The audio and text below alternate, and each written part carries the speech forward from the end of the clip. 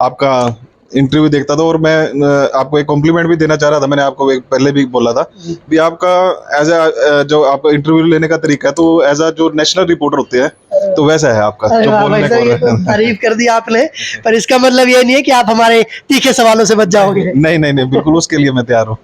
वाकया याद है कि जब कांग्रेस में रहते हुए आप कांग्रेस के खिलाफ ही धरने पर बैठने जा रहे थे, वो क्या स्टोरी है? लोगों का कहना है कि ये तो भाजपा में भी चले गए थे, हम कैसे भरोसा करें? इवन कांग्रेस भी ये बात करती है कि आप इलेक्शन लड़ रहे थे और मुख्यमंत्री ने आकर आपको बिठा दिया, उस तब आप पे लोग क्यों भरोसा करें? अरे फिर और भी मैंने बड़ा कुछ सोचा हुआ है। एक तो जनता को कुछ तो बताइए कि लोग अगर आपको वोट देकर जिताते हैं तो उनको सबसे पहले क्या सहूलियत मिलने वाली है? आज हमारे साथ कांग्रेस के पूर्व में यूथ अध्यक्ष रहे और काफी लंबे अरसे से कांग्रेस के साथ रहे युवा नेता पंकज गाबा है, जिनका नाम आजकल मेयर के लिए, विधायक के लिए चर्चाओं में है। चाहे वो खुद कांग्रेस पार्टी हो, चाहे वो आम लोग हो, चाहे वो भाजपा सरकार हो या कोई और हो, हर जगह नाम चल रहा है। तो हमें लगा कि किन रणनीतियों पर, लोगों के लिए क्या कुछ किया या लोगों के लिए क्या करेंगे, किन मुद्दों पर इलेक्शन लड़ेंगे, ये सब जानने के लिए आज हम पहुंचे हैं। तो आइए स्वागत करते हैं पंकज गाबा का। भाई साहब स्वागत है। नमस्कार जी नरी जी, आपका बहुत बहुत धन्यवाद।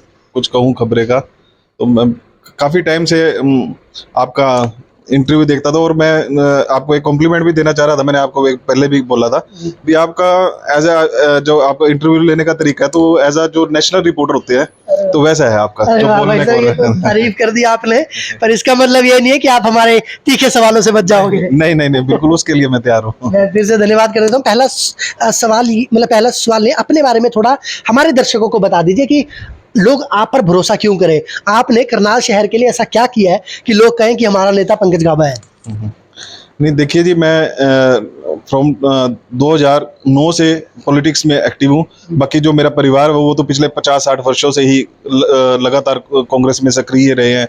मेरे फादर जिला अध्यक्ष भी रहे हैं कांग्रेस के और दो ब्रदर हैं, दोनों यूथ कांग्रेस के जनरल सेक्रेटरी भी रहे, प्रवक्ता भी रहे और पराग तो राहुल गांधी की टीम का मेंबर भी है। कोई ऐसा राज्य नहीं होगा जिस राज्य में वो चुनाव नहीं करवा के आए होंगे, एज अ ऑब्जर्वर जाते हैं। तो मैं अपनी अगर बात करूं तो 2009 से मैं एक्टिव हूं। 2010 में मैं यूथ कांग्रेस का मैंने इलेक्शन लड़ा और 2014 तक मैं यूथ का प्रेसिडेंट रहा। उसके बाद मेरी वाइफ 2016 से 2020 तक मेरी वाइफ यूथ कांग्रेस की प्रेसिडेंट रही। और रही बात काम की और वो तो मेरे को शायद बताने की भी जरूरत नहीं है। और मेरा इतिहास तो फेसबुक आजकल सोशल मीडिया सबसे ज़्यादा और सब फेसबुक पे है। और अगर आप जो मेरे से पूछेंगे कई सवाल, और मैंने ऐसे ऐसे कई अभियान चलाए लोगों को पता है मेरे को, मतलब कि मैं बोलता कम हूँ, काम ज़्यादा करता हूँ। अरे वाह, मेरा अगला सवाल भी यही था कि बोलते नहीं हैं आप। पर एक मुझे वाकया याद है कि जब कांग्रेस में रहते हुए आप कांग्रेस के खिलाफ ही धरने पर बैठने जा रहे थे, वो क्या स्टोरी है? हाँ जी हाँ जी, बिल्कुल। मैंने एक अभियान चलाया हुआ था, युवा कांग्रेस आपके द्वार। तो मैं उस टाइम ये 2012-13 की बातें हैं।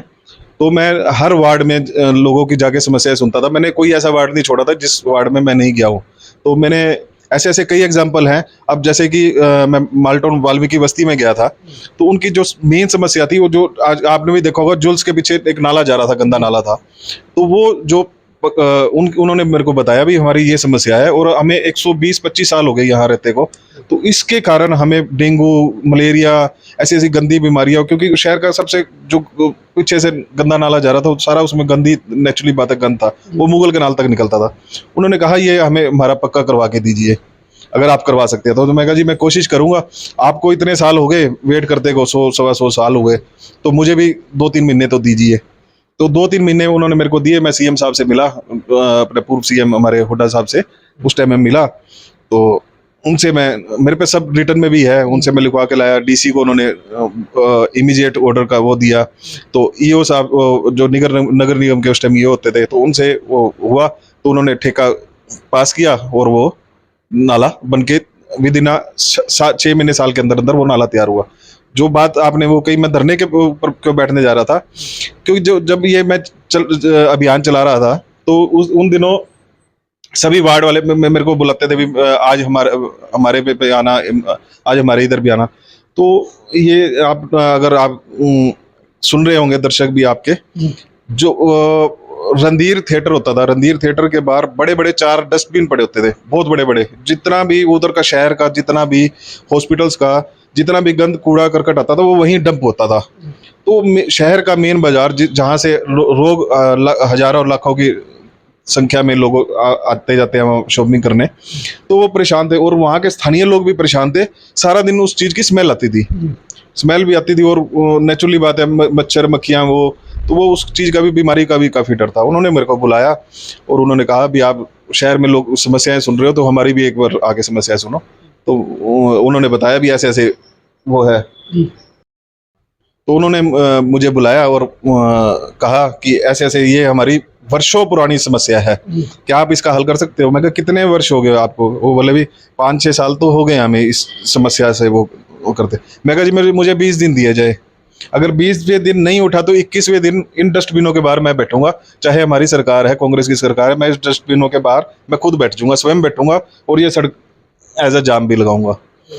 तो बोले ठीक है जी, 20 दिन कहता है को हमने जहाँ इतने टाइम सब्र कर लिया तो 20 दिन भी कोई वो बड़ी बात नहीं। तो आप यकीन नहीं मानोगे, इस काम के लिए भी मैं सीएम साहब से मिला, डस्टबिन को हटाने के लिए भी, मतलब कि वो वहाँ गए तो मैंने बोला जी मेरे शहर की ये बहुत बड़ी समस्या है, ये इसको हम केवल डस्टबिन नहीं कहेंगे, वो तो डस्टबिन के भी मतलब कि कई पहाड़ थे, वो तो बहुत बड़े बड़े, मतलब कि आप अगर कुछ बुरा रोड पे से निकलते थे ना तो स्मेल आनी शुरू हो जाती थी।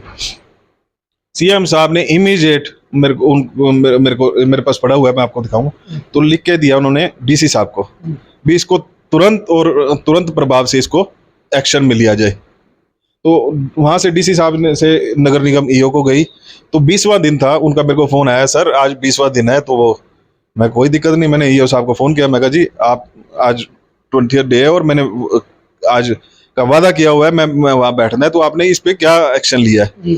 बोले जी आप, मैं कहा नहीं तो मेरे को बैठना पड़ेगा वहाँ। बोले जी आज ही आपको दोपहर तक सब क्लीन मिलेगा और हम एक सफाई कर्मचारी भी बिठाएंगे वहाँ, ये तो उठाएंगे, एक सफाई कर्मचारी बैठा देंगे भी, आगे से कोई वहाँ गंद भी नहीं डालेगा और अगर कोई गंद डालेगा तो उसको जुर्माना भी दिया जाएगा। तो वो वहाँ से डस्टबिन 20वें दिन सुबह दोपहर तक सारे उठ गए और बिल्कुल वहाँ क्लीन करके चूना लगा दिया गया, वहाँ एज ए उसको पार्किंग की वो फैसिलिटी दे दी गई। और 21वें दिन उन्होंने मुझे बुलाया, रणधीर वो वेलफेयर एसोसिएशन थी, सभी ने इकट्ठे हो गए तो मेरा स्वागत किया और मेरे को उन्होंने धन्यवाद किया। तो ये बात थी वो धरने वाली। देखो ये तो हो गई तारीफें, आप अपना काम बता रहे हो और ये सच्चाई है क्योंकि ये अपने विद प्रूफ दिखा चुके हैं। अब बात करते हैं आपकी। लोगों का कहना है कि ये तो भाजपा में भी चले गए थे, हम कैसे भरोसा करें कि अगर जीतने के बाद या फिर से भाजपा में चले गए तो हम कैसे भरोसा करें? भरोसा तो देखो जी, अगर 2014 की बात है तो मैं इतने प्रोग्राम कर रहे थे, मैंने अब तक मैं 250 से ऊपर फ्री मेडिकल कैंप लगा चुका हूँ स्लम एरियाज में जहाँ लोगों को ज़रूरत है, फ्री मेडिसिन भी हमने प्रोवाइड करवाई। हमने कई ऐसे अभियान चलाए, जैसे मैंने आपको बताया युवा कांग्रेस आपके द्वार, ऐसे ऐसे बेटी बचाओ बेटी पढ़ाओ वाले वो अभियान हमने चलाए, लोगों के घरों तक गए। तो कई अभियान थे। उत्तराखंड जैसे बाढ़ पीड़ितों की बारी आई तो हमने खाना 2 ट्रक हमने यहाँ से भर के भेजे। मैं कमेटी चौक पर 2 दिन तक लगातार बैठा था, मैं टेंट लगा के भी, कोई भी मेरे को अगर कोई सामान दे के जाएगा तो हम वहाँ पहुँचाएंगे। ऐसे ही एक कैंसर पीड़ित बच्ची थी, उनको 15 लाख की ज़रूरत थी, तो मैं 2 दिन मैं कमेटी चौक पर टेंट लगाकर बैठा था, दान पात्र की पेटी लेकर। तो करनाल की करण धरती कहा जाता है, दानवीर करण धरती कहा जाता है। तो और लोगों ने मदद भी की और 2 दिन में मेरे पास 1,21,000 भी लोगों ने, किसी ने 5 रुपये भी दिए, किसी ने 5,000 भी दिए। तो वो चीज़ थी, वो चीज़ तो चलो एज ए सामाजिक कार्य कर ही रहे थे, हम पॉलिटिकल भी कर रहे थे। और मैं जो राजनीतिक प्रोग्राम कर रहा था, एज ए कांग्रेस के प्रोग्राम कर रहा था, वो मैं महीने में अगर 30 दिन होते तो मैं कई महीने तो 35 प्रोग्राम भी कर देता, एक दिन में 2 प्रोग्राम भी कर देता था। तो मेरी 2014 वाले इलेक्शन में मेरी जैसे यूथ कांग्रेस की तरफ से नाम जाते, उस टाइम मैं यूथ कांग्रेस का प्रेसिडेंट था। तो टोटल यूथ कांग्रेस का जो कोटा होता है टिकट का, वो 4-5 टिकटों का होता है। जैसे 90 विधानसभा है हमारी हरियाणा में, तो 4-5 टिकट का कोटा यूथ का होता है, भी वो यूथ को दी जाती है यूथ कांग्रेस की तरफ से। उसमें मेरा नाम इलेक्ट हुआ तो मेरे को बुलाया गया वहाँ। मेरा यूथ कांग्रेस अपना राहुल गांधी जी के सेक्रेटरी होते थे, रोहित जी थे शायद उस टाइम, तो उन्होंने मेरा इंटरव्यू लिया। तो उन्होंने बोला यू आर सिलेक्टेड और आप अपनी तैयारी करो। तो फिर आपको पता ही है 2014 में क्या हुआ, किसको क्या टिकट दे दी गई और कैसे हुआ। तो मैं उस चीज़ से मैं नाराज़ था। मैं नाराज़ था, और जो हमारे आज मुख्यमंत्री हैं मनोहर लाल जी, तो वो उन्होंने उस चीज़ का फ़ायदा भी लिया। फिर मैं नाराज़ था, तो मेरे को भाई अपने घर ले गए। जी तो मैंने अगर वही बात है, अगर विश्वास वाली बात है, विश्वास वाली, तो देखो जी, मेरे तो ब्लड में कांग्रेस है। नाराज क्यों हुए पंकज भाई, किस बात से? नाराज इस बात से था, मेरे को जब आपने इलेक्ट कर लिया, मैंने इतना वर्क किया, तो मेरे अगर मैं सेवा, मेरे मेरे अंदर है, दिल में सेवा है, ब्लड में शुरू से परिवार से चलती आ रही है। तो मैं अगर हमें एक प्लेटफॉर्म मिलता है, अगर कोई जीत के अगर हम कुछ बन जाते हैं, तो उससे मैं 100 गुना और सेवा कर सकता हूँ। अब तो मेरे को किसी को कहना पड़ता है, बिल्कुल तो उसके बाद मैं खुद पावर में आ जाऊंगा, तो मेरे को खुद सेवा मैं कर सकता हूँ। तो मेरे मन में वो थोड़ा सा खटास थी, इसलिए मैं थोड़ा नाराज हुआ।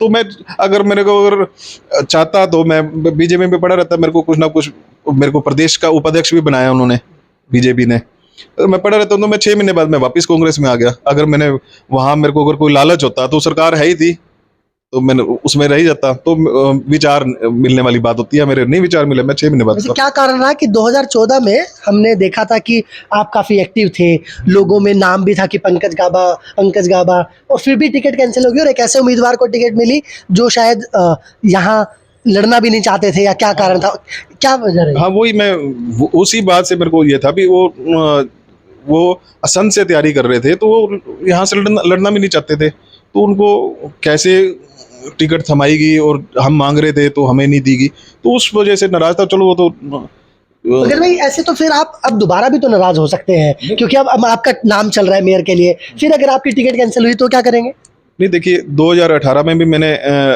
जो हमारा क्राइटेरिया होता है कांग्रेस से टिकट मांगने का, तो वो भी हमने 2018 में भी मैंने अप्लाई किया। चलो, नहीं, पर वो तो चलो भाग्य की बात है, जो मिले ना मिले। तो ये तो नाराजगी वाली बात है ही थी मेरी 2014 में।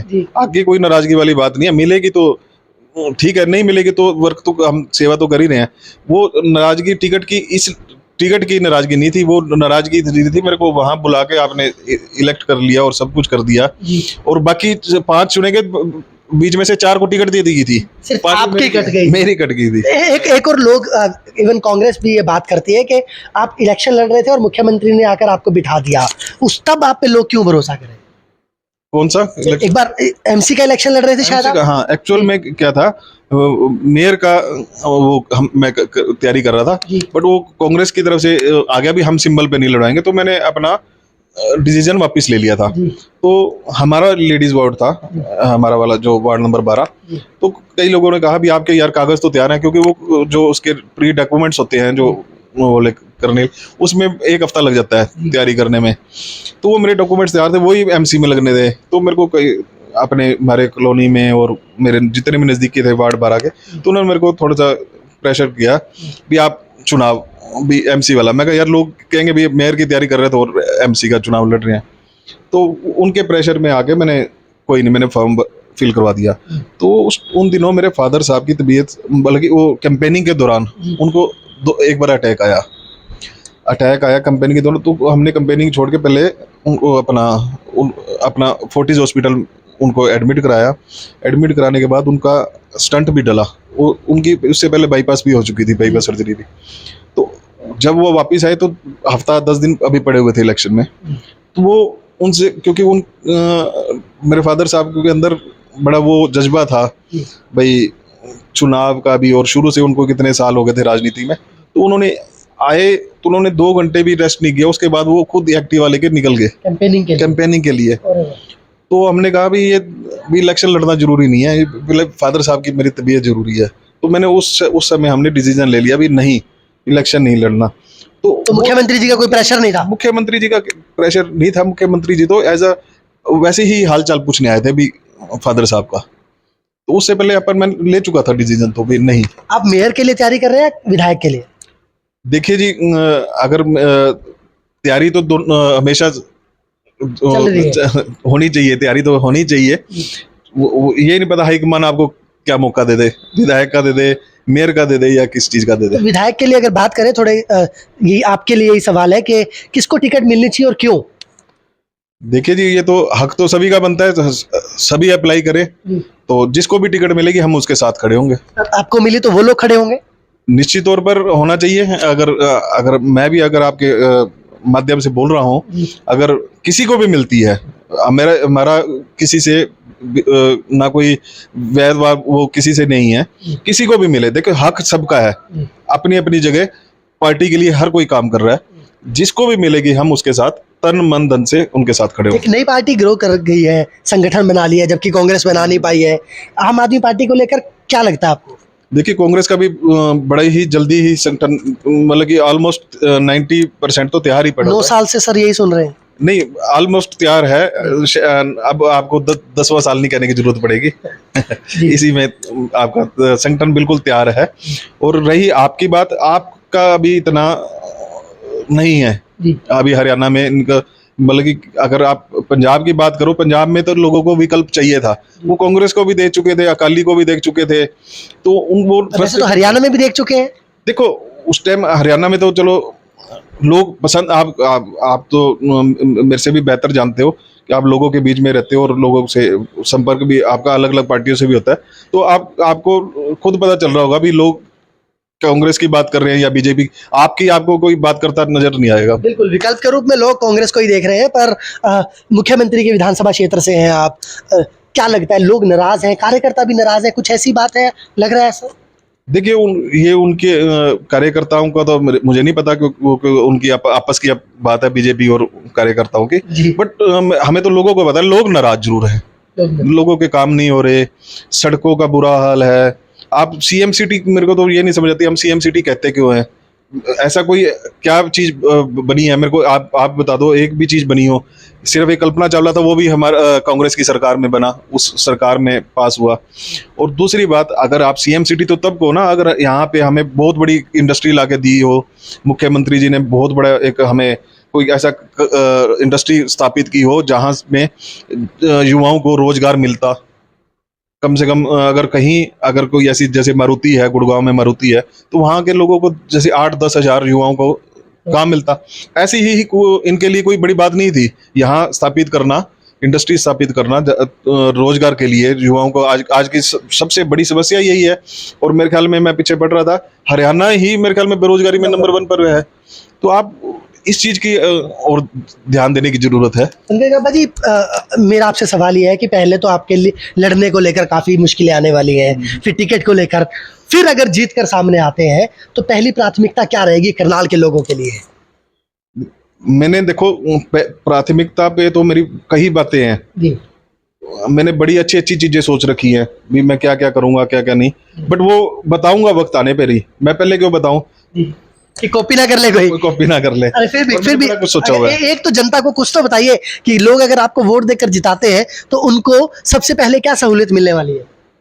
सहूलियत तो ऐसा है, आपको सहूलियत सबसे बड़ी ये होगी, आपको मेरे से मिलने भी नहीं आना पड़ेगा, आपके हर वार्ड में, हर उसमें आपको एक चुनिंदा, एक नुमाइंदा एक बिठाया जाएगा।